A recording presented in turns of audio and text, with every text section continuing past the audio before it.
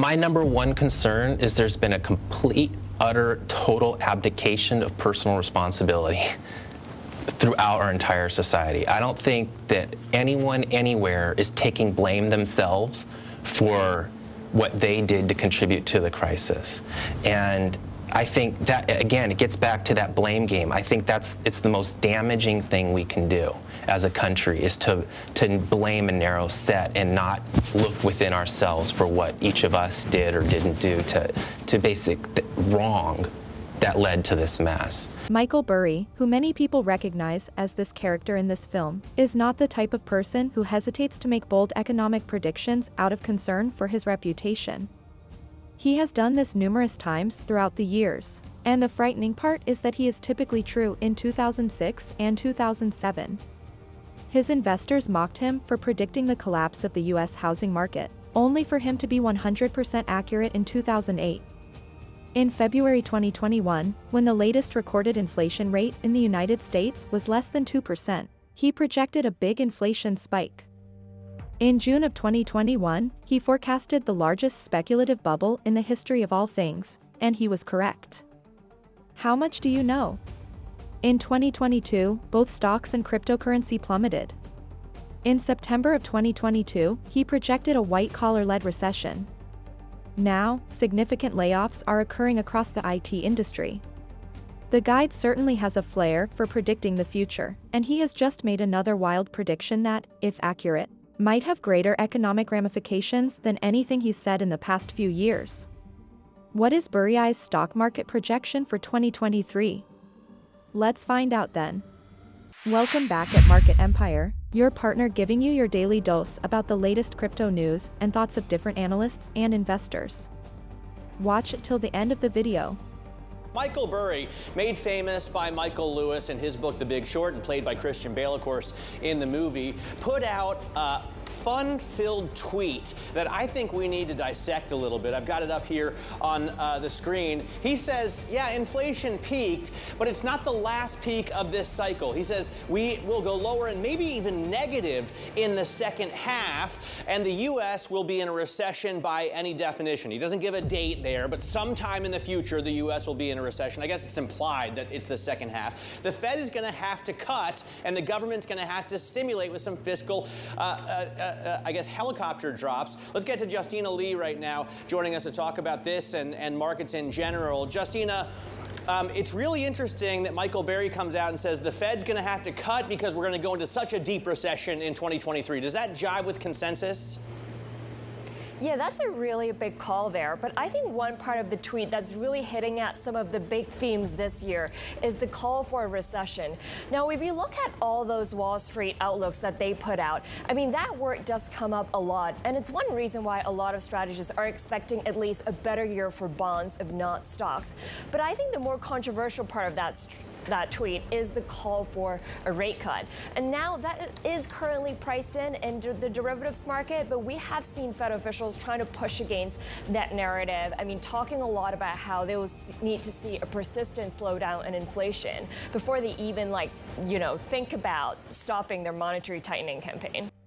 You may think Burry is a bit of a loose cannon for making such a bold prediction, but interestingly, he's not the only famous super investor to express this view.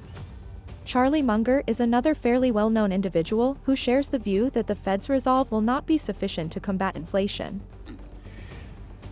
When Volcker, after the 70s, took the prime rate to 20% and the government was paying 15% on its government bonds, that was a horrible recession. Lasted a long time, caused a lot of agony. And I certainly hope we're not going there again. I think the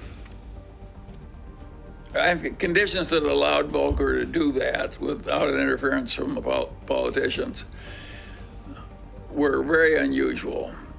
And I think in 2020 hindsight, it was a good thing that he did it. I would not predict that our modern politicians will be as willing to permit a new Volcker to get that tough with the economy and bring on that kind of a recession. So I think the new troubles are likely to be different from the old troubles. You may wish you had a Volcker-style recession instead of what you're going to get. The troubles that come to us could be worse than what Volcker was dealing with, and harder to fix. Like what? Have you Think thought of that all out, think of all the Latin American countries that print too much money. They get strongmen and so forth. That's what Plato said happened in the early Greek city-state democracies. One person, one vote, a lot of equality, and you get demagogues, and the demagogues lather up the population, and pretty soon you don't have your democracy anymore. I don't think that was a crazy idea on Plato's part. I think that accurately described what happened in Greece way back then, and it's happened again and again and again in Latin America. We don't want to go there.